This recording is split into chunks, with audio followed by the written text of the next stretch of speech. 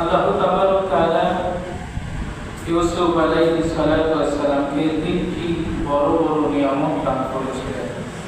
আল্লাহ তাবারক তাআলা বলছেন, ওয়া কাযালিকা ইয়াজতাবিকা রাব্বুকা ওয়া ইউআল্লিমুকা মিন তা'ওয়িলিল আহাদিস ওয়া ইউতিম্মু নি'মাতাহু আলাইক।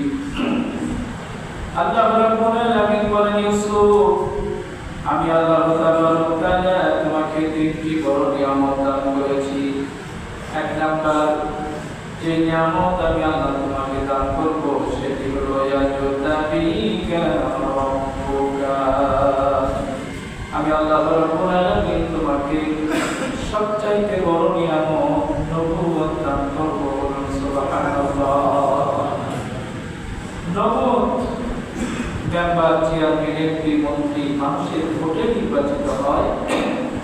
আর নবুয়ত এমন একটি বিষয় যেটি আসমান থেকে আল্লাহ রাব্বুল আলামিন নির্ধারণ করেন। আলহামদুলিল্লাহ, আল্লাহ পাক তাকে সান্ত্বনা দিচ্ছেন, তুমি এখন ছোট্ট মানুষ, আমি আল্লাহ রাব্বুল আলামিন তোমাকে পরবর্তীতে নবুয়ত দান করব। দুই নম্বর, ওয়া ইউআল্লিমুকা মিন তা'ওয়িলিল আহাদিস, তোমাকে আমি স্বপ্নের ব্যাখ্যা দান করব। বলুন সুবহানাল্লাহ। মানুষ স্বপ্ন দেখবে, এই স্বপ্নগুলো তোমার কাছে যারা বর্ণনা করবে, এই স্বপ্নের সুন্দর ব্যাখ্যা তুমি মানুষকে দিতে পারবে। পরবর্তীতে দেখা গিয়েছিল ইউসুফ আলাইহিস সালাম যখন জেলখানায় বন্দী, 7 বছর ধরে বন্দী জেলখানায়, জেলখানার একজন কয়েদি স্বপ্নে দেখলেন, বাদশা স্বপ্নে দেখলেন। এই স্বপ্নের নিখুঁত ব্যাখ্যা হযরত ইউসুফ আলাইহিস সালাম দান করেছিলেন। স্বপ্নের ব্যাখ্যা দেওয়ার মতো যোগ্যতা এটা আল্লাহ রাব্বুল আলামিন যাদেরকে কোরআন হাদিসের জ্ঞান দান করেছেন, এই সকল ব্যক্তিরাই স্বপ্নের ব্যাখ্যা দিতে পারেন।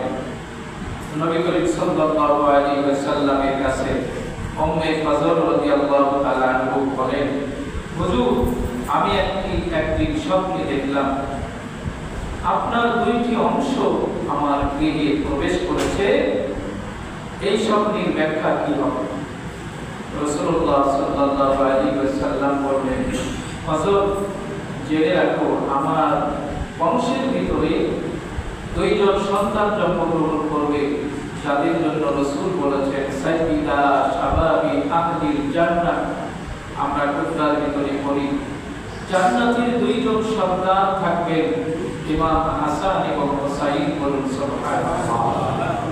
আল্লাহর নবী বললেন, হযরত, তোমার গৃহে আমার 2টি অংশ, এই স্বপ্নের ব্যাখ্যা হবে আল্লাহ রাব্বুল আলামিন আমার বংশে 2 জন সন্তান দান করবেন, নাম হবে তাদের হাসান এবং হুসাইন। ফাতিমার গৃহে তারা আসবে, যেহেতু তুমি দেখেছো তোমার গৃহের তারা অংশ, তুমি হযরত এই 2 জন সন্তানকে দুগ্ধ। অনেক সময় আমরা যেগুলো স্বপ্ন দেখি সেই স্বপ্নের ব্যাখ্যা হয়ে যায় উল্টা। স্বপ্ন দেখি খারাপ, কিন্তু স্বপ্নের ব্যাখ্যা অনেক সময় ভালো হয়। শাহজাহান তার স্ত্রী জুবাইদা, তিনি একজন আল্লাহর ওলি ছিলেন, তারা খুব দিনদার মানুষ ছিলেন। জুবাইদা একদিন স্বপ্নে দেখলো তিনি রাস্তার মোড়ে ঘুমিয়ে আছেন, লোকেরা পথ দিয়ে চলতে চলতে তার সঙ্গে জেনা করছে আর আনন্দ করতে করতে চলে যাচ্ছে। জুবাইদার ঘুম ভেঙে গেল, চিন্তা করলেন আমি নামাজ পড়ি, রোজা করি, তাহাজ্জুদের নামাজ পড়ি, কোরআন তেলাওয়াত করি, একই স্বপ্নে দেখলাম। চিন্তায় পড়ে গেলেন, নিজের দাসীকে ডেকে বললেন, যাও সিরহিন রাহমাতুল্লাহ আলাইহির কাছে গিয়া আমার নামটা বলবে না, তোমার নামটা বলে এই স্বপ্নের ব্যাখ্যা জেনে আসো। দাসী গিয়ে সিরহিন রাহমাতুল্লাহ আলাইহিকে বললেন, হুজুর, গত রজনীতে আমি স্বপ্নে দেখেছি রাস্তার মোড়ে আমি ঘুমিয়ে আছি, পথিকেরা আমার সঙ্গে জেনা করছে আর চলে যাচ্ছে, এই স্বপ্নের ব্যাখ্যাটা কি হবে? সিরহিদ রাহমাতুল্লাহ আলাইহি বললেন, এই স্বপ্ন তুমি দেখতে পারো না, এই স্বপ্ন দেখলে জুবাইদা দেখতে পারে। বলুন সুবহানাল্লাহ। গিয়ে বললেন, খালা আম্মা, এই স্বপ্ন তো আমি দেখতে পারি না, দেখলে আপনি দেখবেন। জুবাইদা বলল, গিয়ে বলো আমি আসলে স্বপ্ন দেখেছি শাহজাহানের স্ত্রী জুবাইদা। সিরহিদ রাহমাতুল্লাহ আলাইহি ব্যাখ্যা করলেন, এই স্বপ্নের ব্যাখ্যা হবে জুবাইদা মৃত্যুর পূর্বে মানব সমাজের জন্য এমন একটি কল্যাণকর কাজ করে যাবে, যার জন্য পথিকেরা লাভবান হবে। বলুন সুবহানাল্লাহ। মৃত্যুর পূর্বে জুবাইদা ভারতে নহরে জুবাইদা খনন করে গিয়েছেন। এই জুবাইদা নহর দিয়া দ্বারা পথিকেরা উপকৃত হয়, কৃষির কাজে মানুষেরা পানির কাজ পেয়ে আনন্দ উৎফুল্ল হয়ে যায়। বোঝাতে চাচ্ছিলাম, মানব জীবনে অনেক স্বপ্ন হয়েছে, যে স্বপ্নগুলো আমরা মানব দৃষ্টিতে দেখে খারাপ, কিন্তু তার অর্থ হয়ে যায় ভালো। আল্লাহ রাব্বুল আলামিন বললেন, ইউসুফ চিন্তা করো না, আমি আল্লাহ রাব্বুল আলামিন তোমাকে স্বপ্নের ব্যাখ্যা দান করব। ওয়ায়ুতিম্মু নি'মাতাহু আলাইকা ওয়া আলা আলি ইয়াকুব। আমি আল্লাহ রাব্বুল আলামিন তোমাকে নিয়ামত দান করব, রিসালাতের নিয়ামত দান করব, ওহীর নিয়ামত তোমাকে দান করব। তোমাকে শুধু নয়, হযরত ইয়াকুব আলাইহিস সালাতু ওয়াস সালামকে তোমাকে দান করব। যেমন ভাবে নিয়ামত রাশি আমি দান করেছিলাম হযরত ইব্রাহিম এবং হযরত ইসহাক রাদিয়াল্লাহু তাআলা আনহুকে। বলুন সুবহানাল্লাহ। গত জুমায় আলোচনা করেছিলাম, এমন একজন নবী হযরত ইউসুফ, যিনি নিজে নবী ছিলেন, তার বাবা ইয়াকুব নবী ছিল, তার দাদা ইসহাক নবী ছিল, তার পরদাদা ইব্রাহিম খলিল নবুয়তি দান করে, তিনিও নবুয়তি দান করে আল্লাহ রাব্বুল আলামিন তাকে নবুয়তি দান করেছিলেন। চার পুরুষ পর্যন্ত যেই নবী, সকলেই নবী, তিনি ছিলেন হযরত ইউসুফ আলাইহিস সালাতু ওয়াস সালাম। বলুন সুবহানাল্লাহ। আল্লাহ পাক বলেন, ইব্রাহিম, ইউসুফ জেনে রাখো, তোমার পরদাদা হযরত ইব্রাহিমকে আমি মেনে নিয়েছিলাম। ওয়াত্তাখাযাল্লাহু ইব্রাহিমা খলিলা। আমি আল্লাহ রাব্বুল আলামিন ইব্রাহিমকে নিজের বন্ধু হিসাবে গ্রহণ করে নিয়েছিলাম। নমরুদের অগ্নিকুণ্ড থেকে তাকে বাঁচিয়েছিলাম। হাজারো নিয়ামত আমি আল্লাহ রাব্বুল আলামিন তোমার পরিবেশে দান করেছি।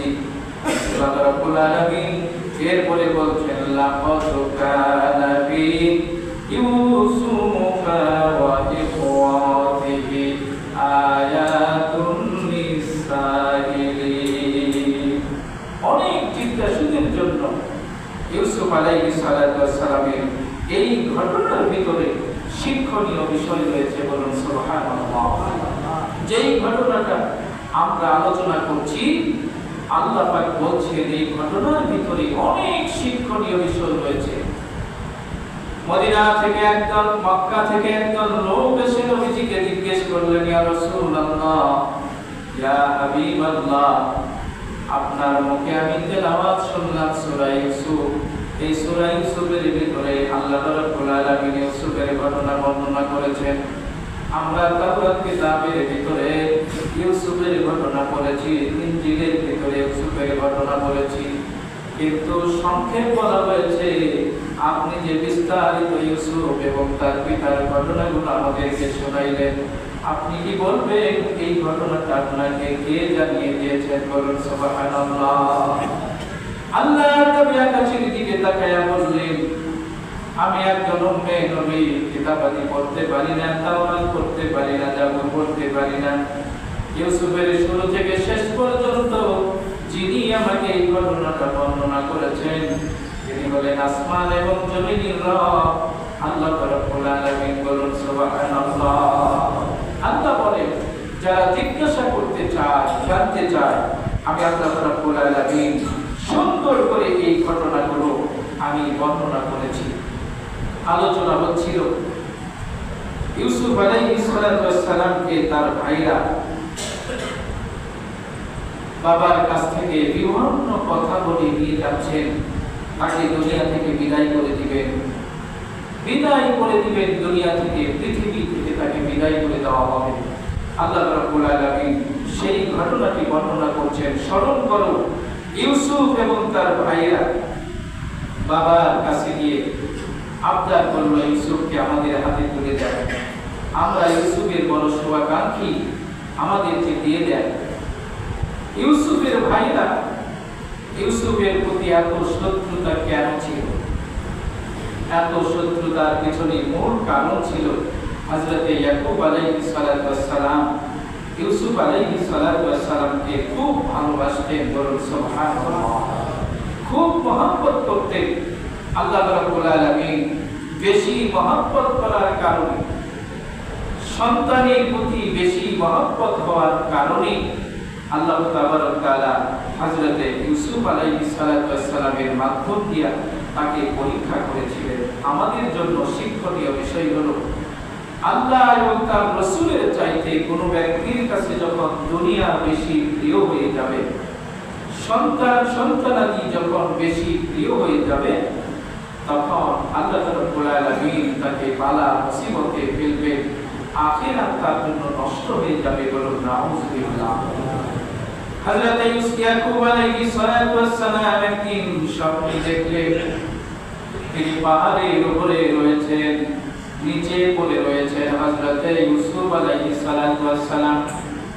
11টা বাঘ এসে হযরত ইউসুফ আলাইহিস সালাতু ওয়াস সালামকে আক্রমণ করলেন। একটা বাঘ তেড়ে এসে সবাইকে সরিয়ে দিয়া হযরত ইউসুফ আলাইহিস সালাতু ওয়াস সালামকে রক্ষা করলেন। এরপরে ইউসুফ আলাইহিস সালাতু ওয়াস সালাম মাটির নিচে তার গাটা ঢাকা দিলেন। স্বপ্নের ব্যাখ্যা ছিল ইউসুফ আলাইহিস সালাতু ওয়াস সালামকে তার 11টা ভাই তার বাবার কাছ থেকে নিয়ে চলে যাবে, কূপের ভিতরে নিক্ষেপ করা হবে। 11টি ভাইয়ের ভিতরে একটি ভাই তাকে বাঁচানোর জন্য এগিয়ে আসবে, যিনি হলেন ইয়াহুদা। ইয়াহুদা তাকে বাঁচানোর জন্য, বাঁচানোর জন্য তেড়ে আসবেন। এরপরে ইউসুফ আলাইহিস সালাতু ওয়াস সালাম মাটির নিচে গা ঢাকা দিবে, তার মানে হলো তাকে কূপের ভিতরে নিক্ষেপ করা হবে। ইয়াকুব আলাইহিস সালাতু ওয়াস সালামের এই স্বপ্ন পরবর্তীতে বাস্তবে রূপ নিয়েছিল। প্রশ্ন হলো, ইউসুফ আলাইহিস সালাতু ওয়াস সালাম একজন নিরপরাধ মানুষ।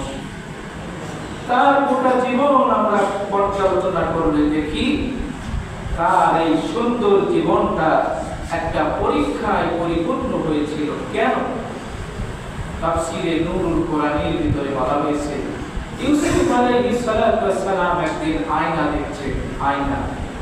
আয়না সামনে নিয়ে দেখেন সুন্দর চেহারা। আল্লাহর নবী বলেন, আমি যেদিন মেরাজে গিয়েছিলাম, মেরাজে যাওয়ার পথে একটি আসমানে আমি ইউসুফ আলাইহিস সালাতু ওয়াস সালামকে দেখলাম। এত সুন্দর চেহারা আল্লাহ রাব্বুল আলামিন ইউসুফকে দান করেছে। আমার মনে হলো সারা পৃথিবীর অর্ধেক সৌন্দর্য পৃথিবীর মানুষের মাঝে দেওয়া হয়েছে, আর ইউসুফ আলাইহিস সালাতু ওয়াস সালামকে আল্লাহ রাব্বুল আলামিন অর্ধেক সুন্দর দান করেছেন। বলুন সুবহানাল্লাহ। এত সুন্দর চেহারা ইউসুফ আলাইহিস সালাতু ওয়াস সালামকে আল্লাহ দান করেছিলেন। মিশরে যখন দুর্ভিক্ষ, খাবারগুলো যখন শেষ হয়ে গিয়েছে, ইউসুফ আলাইহিস সালাতু ওয়াস সালাম মিশরের গভর্নর সমস্ত মানুষকে তিনি এলান করে দিলেন, মিশরের সমস্ত মানুষ এক জায়গায় তোমরা একত্রিত হয়ে যাও। সব মানুষগুলো এক জায়গায় একত্রিত হয়ে গেলে ইউসুফ আলাইহিস সালাতু ওয়াস সালাম বড় একটি সিংহাসনের উপরে দাঁড়ায় গেলেন। তার দুইখানা হাত উপরের দিকে তুলে ধরে দুই হাতের তালু মানুষের দিকে লক্ষ্য করে বললেন, ইয়া আইয়ুহান নাস উনজুর ইলাইকা, হে সমস্ত মানুষ তোমরা আমার চেহারার দিকে দেখে থাকো। তাফসীরে বলা হয়েছে শত শত দিন পার হয়ে গিয়েছে, মানুষ ক্ষুধার কথা ভুলে গিয়েছে, ইউসুফ আলাইহিস সালাতু ওয়াস সালামের সুন্দর চেহারা দেখে। বলুন সুবহানাল্লাহ। আল্লাহ রাব্বুল আলামিন ইউসুফ আলাইহিস সালামকে এত সুন্দর চেহারা দিয়েছিলেন। ইউসুফ আলাইহিস সালাম আয়নায় নিজের চেহারাটা দেখে তিনি অবাক হয়ে গেলেন, মনে অজান্তে বলে ফেললেন, হায়রে, আমাকে যদি আল্লাহ গোলাম বানাইতো, বাজারে যদি আমাকে বিক্রি করা হতো, তাহলে না জানি তিনি আমাকে বিক্রি করবেন কত না অর্থ করে তিনি পেয়ে যেতেন। আরশে আসিমে এই কথাটা মঞ্জুর হয়ে গেছে। আল্লাহ রাব্বুল আলামিন বললেন, ইউসুফ, তোমাকে আমি সুন্দর চেহারা দিয়েছি, তুমি গোলাম হতে চাও, তুমি গোলাম হয়ে যাবে। মিশরের বাজারে তোমাকে মাত্র 17 দিরহাম দিয়ে লোকেরা বিক্রয় করে দিবে। অনেক পরীক্ষার পর মিশরের গভর্নর আমি তোমাকে বানায়া দিব। শুধু তাই নয়, যেই মানুষগুলো তোমাকে বুকের ভিতরে ফেলে দিয়েছিল, সেই মানুষগুলো তোমার সামনে গিয়ে হাজির হয়ে যাবে। ভিক্ষার ঝুলি দিয়া বলুন সুবহানাল্লাহ। আল্লাহ রাব্বুল আলামিন বলেন, ইউসুফ আলাইহিস সালামের এই গল্পের ভিতরে মানুষের জন্য অনেক শিক্ষণীয় বিষয় রয়েছে।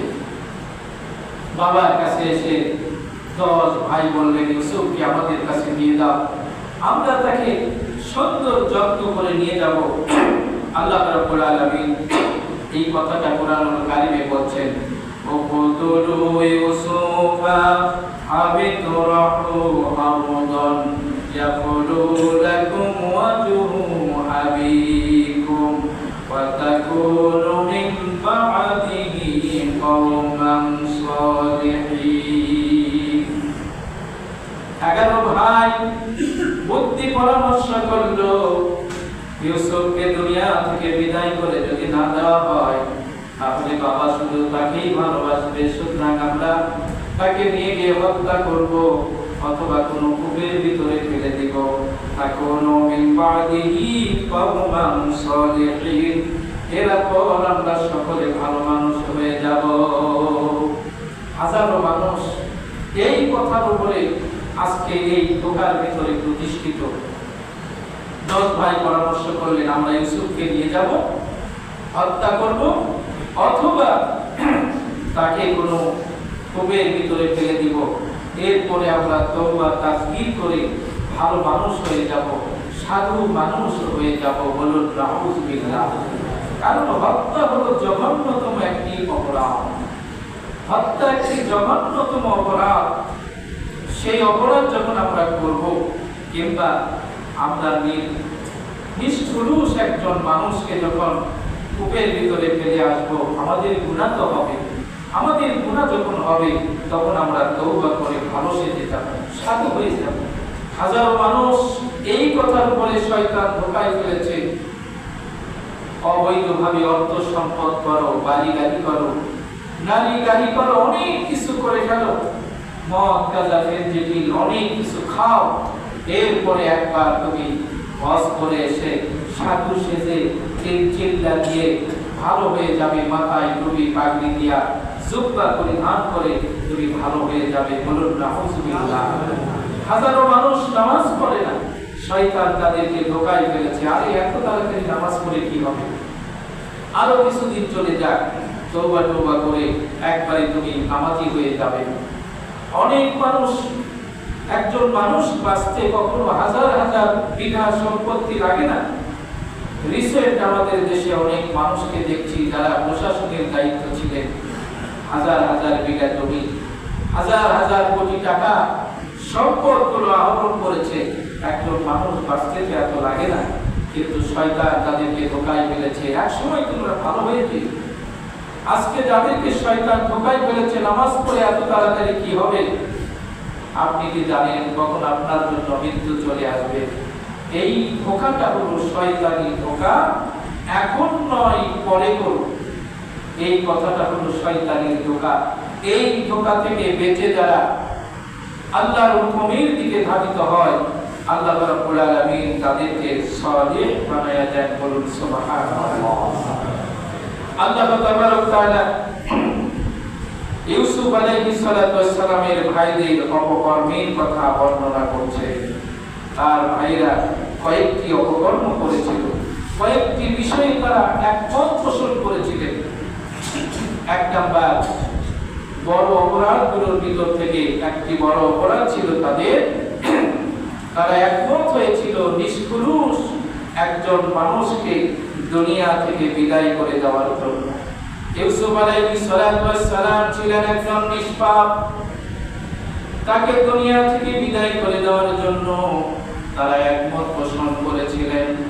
ইউসুফ আলাইহিস সালামকে বাবার কাছ থেকে যখন তারা নিয়ে যাবেন, তখন তারা সবাই বাবার হাত ধরে ওয়াদা করেছিল, আমরা ইউসুফের জন্য হিতাকাঙ্ক্ষী হব, তাকে রক্ষা করব। রক্ষা করে নাই, কূপের ভিতরে তারা ফেলে দিয়েছিল। একজন নবী ইয়াকুব আলাইহিস সালামকে তাদের কষ্ট দিয়েছিল, ভালো একজন মানুষকে তারা হত্যা করেছিল। তাফসীরের ভিতরে বলা হয়েছে, একটা কাজ করতে গিয়া ইউসুফকে সরাইতে গিয়া ইউসুফের ভাইরা এক নয় দুই নয় 14টি বড় বড় অপরাধ করেছিলেন। বলুন নাউযুবিল্লাহ।